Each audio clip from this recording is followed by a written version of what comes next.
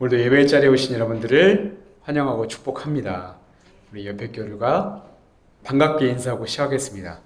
하나님이 당신의 아버지이십니다.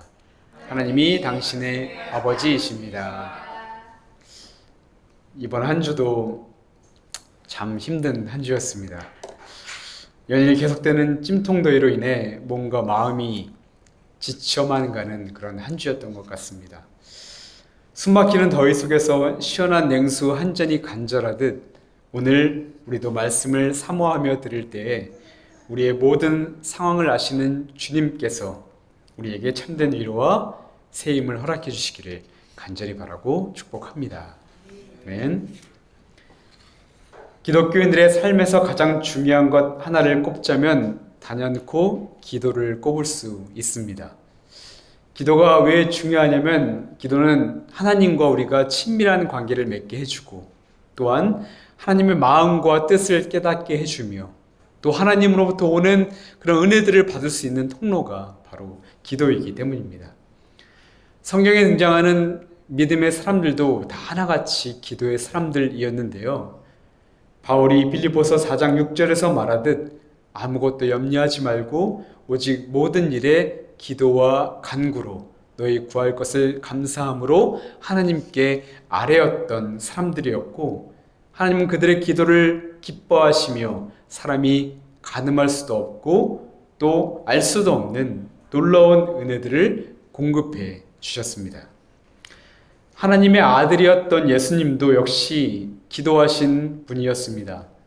누가복음에서만 예수님이 기도하셨다는 말씀이 9번 등장하는데 늘 새벽 기도로 하루를 시작하셨고 문제들 앞에서 그리고 병자들 또 귀신 들린 자들을 이제 고치시고 쫓아내실 때 하나님의 은혜를 구하면서 기도하셨고 또 기도로 하루를 마무리하셨던 예수님의 삶이 곧 기도라고 할 수 있었습니다.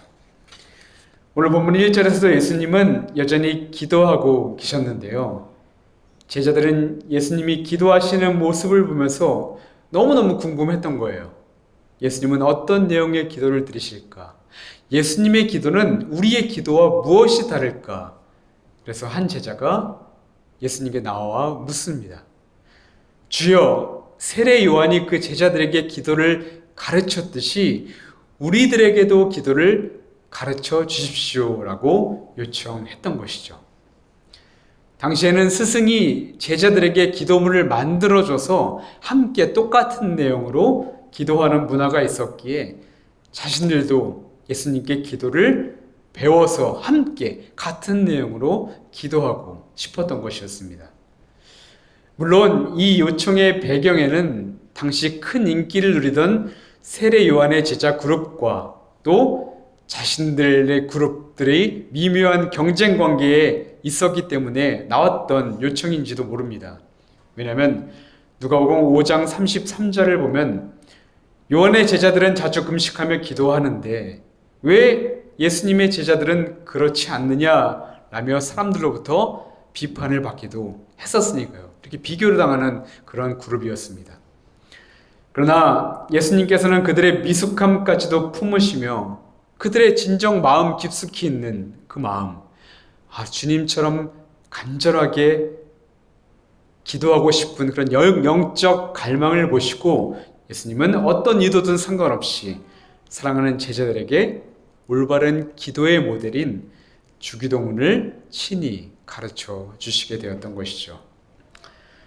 근데 여러분, 예수님에게 주기도문을 다 듣고 난 제자들의 반응이 어땠을까요? 와, 역시 예수님의 기도는 다르구나. 정말 엄청나게 멋진 기도다. 이런 반응이었을까요? 아니요. 아마도 제자들은 큰 실망을 했을 것 같습니다. 성경에는 등장하지 않지만 제 나름 짐작으로는 실망을 했었을 거예요. 왜냐하면 주기도문의 내용은 당시 유대인이라면 다 알고 있었던 예배 끝에 무조건 드려야만 했던 카디시라는 기도와 하루에 3번 드리는 찬양, 간구, 감사의 기도인 쉐몬의 에스레라는 기도와 크게 다르지 않은 기도였기 때문이었어요. 특별한 기도를 원했던 제자들에게 평범한 기도를 가르쳐 주신 주님께 제자들은 크게 실망할 수밖에 없었다는 것이죠. 그 다음에 여러분, 이 주기도문이 정말 특별할 것이 하나도 없는 아주 평범한 기도처럼 보이십니까? 우리가 말씀을 유심히 아주 자세히 살펴보면 결코 그렇지 않다는 것을 우리는 깨닫게 됩니다. 이 평범한 기도 속에는 우리가 어떻게 기도해야 하나님이 기뻐하시는지, 그리고 우리의 기도를 들으시는 하나님은 어떤 분이시고 또 어떻게 은혜를 주고 싶으신 분이신지 아주 귀한 메시지가 숨겨져 있기 때문입니다. 이 시간 주기도문의 핵심 메시지를 세 가지로 나눠서 여러분들과 함께 나누고자, 은혜를 나누고자 합니다. 첫 번째로 주기도문이 이전의 기도문과 다른 가장 특별하고도 중요한 점은 바로 하나님을 부르는 호칭이라고 할 수 있습니다. 예수님은 하나님을 아버지라고 부르며 기도를 시작하라고 말씀하시죠. 한글 성경은 공손한 표현인 아버지라고 부르지만 헬라어 원어는 아바, 즉 어린이가 친근하게 부르는 아빠라는 뜻입니다. 이 단어는 단순한 것 같아도 당시로서는 아주 혁명적인 그런 호칭이었는데, 왜냐하면 유대인들은 하나님을 거룩하고 두려운 분으로만 알았기 때문에 그 이름조차 함부로 부를 수가 없었습니다. 그래서 아까 말씀드린 그 카디시라는 기도문에서도 하나님을 하나님이라 부르지 못하고 그분이라고만 그렇게 명칭을 했었던 것이죠. 그런데 예수님은 기도를 가르쳐 주시면서 가장 먼저 하나님을 아빠라고 부르라고 말씀합니다. 여러분, 이게 무슨 말이냐면 한마디로 우리가 하나님의 아들이자 하나님의 딸이라는 거예요. 우리의 정체성을 지금 똑바로 알고 기도하라는 것입니다.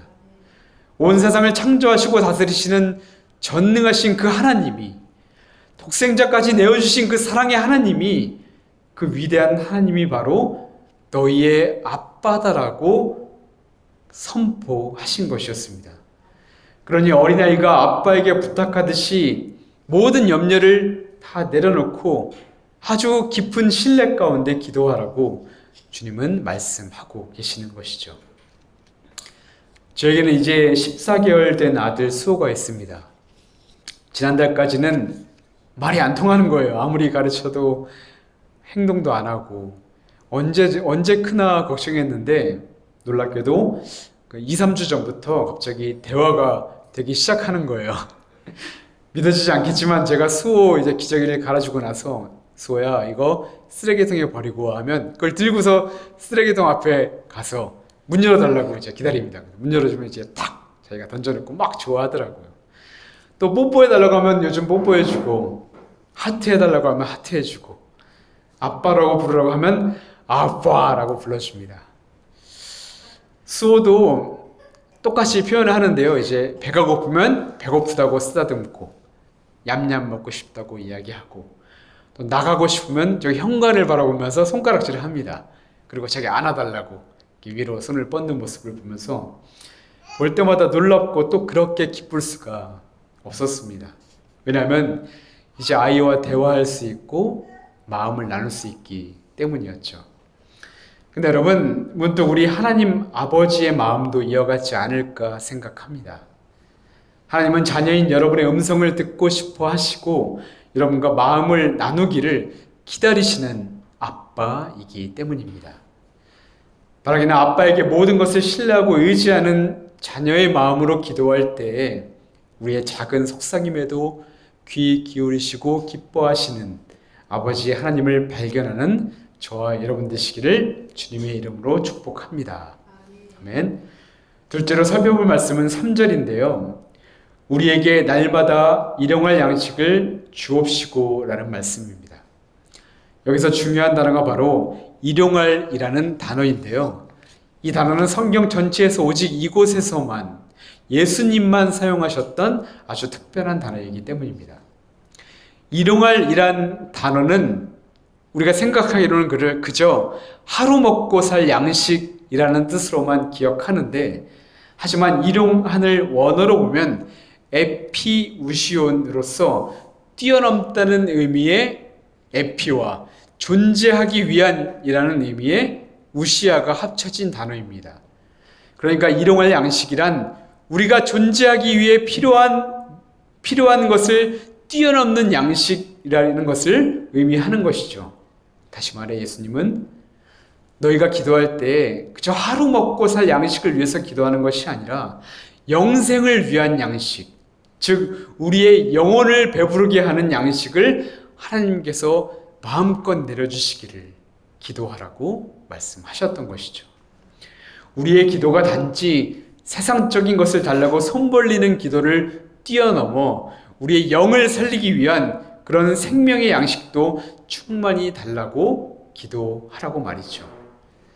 바라기는 영과 육의 양식을 위한 기도를 드리는 여러분들의 기도를 주님께서 들으시고 오늘 하루를 살아갈 양식뿐만 아니라 생명의 양식 또한 풍성히 허락하시기를 주님의 이름으로 축복합니다. 아멘. 세 번째 메시지는 3절, 4절에 있습니다. 우리가 함께 읽어보면 좋겠습니다. 우리에게 날마다 일용할 양식을 주시옵고 우리가 우리에게 죄 지은 자를 모든 사람을 용서하오니 우리 죄도 사하여 주시옵고 우리를 시험에 들게 하지 마시옵소서 하라. 아멘. 여러분 여기에서 반복되며 나오는 단어가 무엇입니까? 가장 많이 나오는 단어가 바로 우리라는 단어입니다. 놀랍게도 예수님의 기도에는 나에게, 내가, 나를 이라는 단어가 나오지 않습니다. 모두 우리에게, 우리가, 우리 죄, 우리를 뿐입니다. 즉 예수님은 나만을 위한 자기중심적인 기도가 아니라 우리, 즉 나를 포함한 우리 이웃을 위한 기도를 드리라고 말씀하고 계시는 것이죠. 사랑하는 나의 가족들, 우리 이웃들 뿐만 아니라 세상에 고통당하며 어려움에 빠진 사람들, 그리고 죄로 인해 하나님의 은혜와 사랑이 필요한 사람들, 이들 모두를 위해 너희가 좀 기도해 줬으면 좋겠다라고 예수님이 말씀하고 계시는 것입니다. 이 우리를 위한 기도, 즉 중보기도의 가장 위대한 모범이 바로 첫째 성서봉독이었던 창세기 18장 20절부터 33절에 나오는 아브라함의 기도라고 할 수 있습니다. 하나님께서 소돔과 고모라의 죄악이 심하여 심판을 내리기로 작정하셨을 때 아브라함은 조카 롯과 그의 가족을 살리기 위해 간절하게 기도합니다. 하나님, 의인이 이 땅에 50명만 있으면 그 징계를 좀 참아주시면 안 됩니까? 아니, 하나님 45명만 있으면 심판하지 말아주세요. 하나님이 계속해서 그 기도를 들어주시자 아브라함은 결국 그 10명까지 그 수를 낮추며 강구하게 되죠.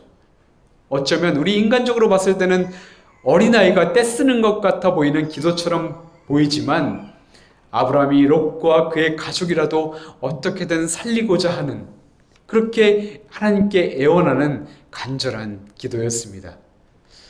근데 여러분, 말씀을 자세히 보면 아브라함이 꼭 롯과 그의 가족들만을 위해 이렇게 간절히 기도했던 것은 사실 아니었습니다. 창세기 18장 27절을 한번 보십시오. 아브라함이 대답하이르되 나는 티끌이나 재와 같사오나 감히 죽게 아뢰나이다. 아브라함은 자신이 하나님 앞에서 티끌이나 재와 같이 아무것도 아닌 존재임을 그는 알고 있었던 것이죠. 그리고 자신도 하나님의 은혜가 아니었다면 저렇게 심판받아야 할 죄인임을 그도 분명히 알고 있었던 것입니다. 그렇게 소돔 사람들의 타락과 죄를 보면서도 아브라함은 그들을 정죄하거나 비난하며 기도하지 않았습니다. 하나님, 지체하지 마십시오. 저들을 빨리 심판해 주십시오. 라고 하지 않고 그저 자신이 먼저 하나님께 용서받고 구원받았던 것처럼 그들에게도 용서의 은혜가 주어지기를, 그들에게도 다시 한번 회개의 기회가 주어지기를 간절히 바라며 그의 기도를 시작했었던 것이었죠. 여러분, 이것이 바로 예수님이 말씀하시는 우리를 위한 기도가 아닐까 생각합니다. 우리 가족과 우리 이웃, 우리의 손길이 닿지 않은 세상의 모든 고통받는 사람들, 이들에게 내가 받은 그 하나님의 은혜와 사랑이 전해지기를, 그들을 위해 기도하기를 예수님은 간절히 우리에게 원하고 계셨던 것이었습니다. 사랑하는 여러분, 바라기는 나만을 위한 기도가 아닌 우리를 위한 기도를 드릴 때 기도를 들으신 주님께서 우리를 통해 하나님의 구원의 역사를 이루어 가시기를 주님의 이름으로 축복합니다. 오늘 말씀은 이게 끝이 아니죠. 한 가지 메시지를 더 말씀드리고 마칠까 합니다. 예수님이 1절부터 4절에서 우리가 무엇을 기도해야 하는지를 가르쳐 주셨다면 이어지는 5절부터 13절의 말씀은 우리가 어떻게 기도해야 하는지 그리고 기도를 듣는 하나님이 어떤 분이신지 우리에게 말씀해 주십니다. 내용은 아주 간단하게도 한 사람이 있었는데 한밤중에 친구가 찾아와서 떡 3덩어리를 빌려달라고 요청하는 거예요. 그런데 떡이 없으니까 이 요청을 들어줄 수가 없어서 너무 안타까운 그 상황에서 이 사람은 그러면 내가 아는 다른 친구에게 가서 한번 부탁을 해보겠다라고 이제 친구를 데려갑니다. 그리고 그 배고픈 친구를 위해 다른 친구에게 똑같이 부탁하죠. 음식을 좀 빌려달라. 그런데 그 요청을 들은 다른 친구가 아주 당황하게 되죠.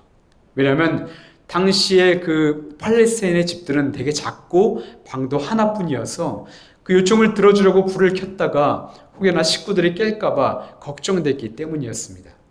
그러면서 그는 결국 집에 있는 떡 3덩이를 친구에게 주고자 결심하게 되죠. 그 이유가 8절에 기록되어 있습니다. 내가 너희에게 말하노니 비록 벗됨으로 인하여서는 일어나서 주지 아니할지라도 그 간청함을 인하여 일어나 그 요구대로 주리라. 아멘. 친구의 우정으로는 주지 않겠지만 그 간청함 때문에 준다는 말입니다. 그런데 여러분, 우리는 이 구절을 읽을 때 이 간청이라는 단어에만 집중합니다. 간청은 헬라어 원어로 고집스러움, 뻔뻔함이라는 의미인데 이처럼 우리가 뻔뻔하고 고집스럽게 기도하거나 애걸복걸하면 하나님이 마지못해 우리의 기도를 들어준다라고만 생각하게 되는 것이죠. 하지만 이 비유의 중심은 그 간청함에 있는 것이 아니라 그 간청, 그 뻔뻔하고 고집스러운 간청을 들어주시는 분, 그분이 바로 우리 하나님 아버지시다라는 것이 이 비유의 핵심입니다. 간구하는 자가 중심이 아니라 그 기도를 들어주는 자가 바로 이 말씀의 중심이라는 것이죠. 우리의 철없는 기도일지라도 다 들어주시는 분, 자녀가 악할지라도 좋은 것을 주시기 원하시는 분, 하물며 이기적인 인간도 간청 때문에라도 들어주는데 사랑이 무한하신 우리 하늘 아버지께서 자녀의 기도를 어떻게 외면할 수 있겠느냐라고 말씀하는 것입니다. 물론 우리의 기도는 때로 어린아이처럼 미숙하고 이기적인 욕심으로만 가득 찬 기도를 드릴 때가 많습니다. 하지만 여러분, 마지막 13절을 보십시오. 너희가 악할지라도 좋은 것을 자식에게 줄 줄 알거든 하물며 너희 하늘 아버지께서 구하는 자에게 성령을 주시지 않겠느냐 하시니라. 아멘. 하나님은 이런 우리에게 성령을 주신다고 약속합니다. 왜 다른 좋은 것들이 아니라 성령을 우리에게 주신다고 말씀하는 것일까요? 이 말씀 곧 성령님이 우리 안에 계시면 우리가 비로소 하나님이 원하는 기도를 드릴 수 있게 된다는 것을 의미하는 것이죠. 성령님이 함께 하시면 나의 소원과 욕망과 주님을 설득하기 위한 그런 기도만 드리는 것이 아니라, 그런 어린애 같은 기도가 아니라 먼저 하나님의 나라와 의를 구하며 하나님의 뜻이 이 땅에서 이루어지기를 바라는 기도를 드릴 수 있게 된다라고 말씀하고 계시는 것입니다. 우리의 기도가 점점 더 하나님 보시기에 성숙한 기도로 변하게 된다는 것이죠. 사랑하는 여러분, 바라기는 우리가 기도할 때 성령님이 우리 안에 충만히 임하시기를, 그리고 성령님의 도우심이 우리와 늘 함께하기를 기도하시기를 바랍니다. 그렇게 성령님이 함께 하실 때 하나님의 뜻과 우리의 뜻이 하나가 되는 기도를 드리게 되며 측량할 수 없는 하나님의 은혜와 사랑이 여러분들의 기도를 통해 우리의 가정과 우리의 자녀와 그리고 이웃들에게 흘러들어가기를 주님의 이름으로 축복합니다. 아멘. 하나님께서 우리의 기도에 어떻게 가장 좋은 것으로 응답하시는지 보여주는 유명한 일화를 전하고 말씀을 마치고자 합니다. 나치 수용소에서 살아남아 용서와 사랑을 전한 코리 텐붐 여사의 아주 유명한 일화가 있습니다. 그녀가 어렸을 때 처음으로 죽음을 목격하고 아주 큰 두려움에 빠지게 되었는데요. 어린 코리는 시계 수리공이었던 아버지에게 울면서 묻게 되죠. 아빠, 저도 언젠가는 아빠를 잃게 되겠죠? 저는 아빠 없이 살아갈 힘이 없어요. 그 슬픔을 어떻게 견뎌야 됩니까? 그때 아버지가 딸을 다정하게 바라보며 이렇게 묻습니다. 코리야, 우리가 암스테르담으로 기차 여행을 갈 때 아빠가 언제 너한테 기차표를 주었지? 기차가 도착하기 바로 전에요. 그렇지. 하나님 아버지도 똑같단다. 우리가 감당하기 힘든 슬픔이나 고난을 만날 때 그것을 이겨낼 수 있는 힘과 믿음이라는 기차표를 너무 미리 주시지 않는단다. 정확히 그것이 필요한 그 순간에 우리 손에 꼭 쥐어주신단다. 그러니 미리부터 걱정할 필요는 없단다 라고 이야기를 합니다. 여러분, 우리 하늘 아버지가 바로 이런 분이십니다. 우리는 당장에 눈앞의 문제 해결을 위해서 구하지만 하나님 아버지는 그 문제를 넉넉히 이겨낼 힘과 지혜를 먼저 우리에게 허락해 주십니다. 우리는 세상에 좋은 것을 구하지만 하나님은 가장 좋은 선물인 성령을 주셔서 우리를 영원한 길로 인도해 주십니다. 하나님은 우리의 필요를 가장 잘 아시고 가장 완벽한 때에 가장 선한 것으로 응답하는 좋으신 아버지시기 때문입니다. 무엇보다 우리가 이렇게 간구할 수 있는 가장 큰 이유는 하나님 아버지는 참으로 좋으신 아빠이기 때문입니다. 사랑하는 여러분, 이제는 믿음으로 구하십시오. 그러면 주실 것입니다. 신뢰함으로 참으십시오. 그러면 찾을 것입니다. 담대함으로 문을 두드리십시오. 그러면 열어주실 것입니다. 하늘 아버지께서 자녀인 여러분들의 기도를 들으시고 가장 선하고 귀한 것들로 응답하시기를 주님의 이름으로 축복합니다. 아멘. 기도하겠습니다. 하늘에 계신 우리 아버지 하나님, 오늘도 저희를 예배의 자리로 불러주시고 말씀으로 위로하시며 기도의 비밀을 깨닫게 하시니 감사드립니다. 주님, 우리가 자녀의 마음으로 아버지께 나아가 기도하게 하시고 기도 가운데 하나님의 뜻을 분별하게 하시며 하나님의 가장 선하신 응답을 믿고 기다릴 수 있는 인내를 허락하여 주옵소서. 성령님 또한 우리의 연약함을 도와주시고 하나님의 뜻을 구하는 기도를 드릴 수 있도록 늘 저희와 함께하여 주시옵소서. 이제는 나만을 위한 기도가 아니라 우리를 위한 기도로 세상을 품는 하나님의 자녀가 되게 하시고 언제나 응답하시는 아버지를 신뢰하며 살아가게 하여 주시옵소서. 우리와 함께 하시고 우리와 동행하시며 우리에게 늘 좋은 것 주시기를 원하시는 우리 구주 예수 그리스도 이름으로 기도하옵나이다. 아멘.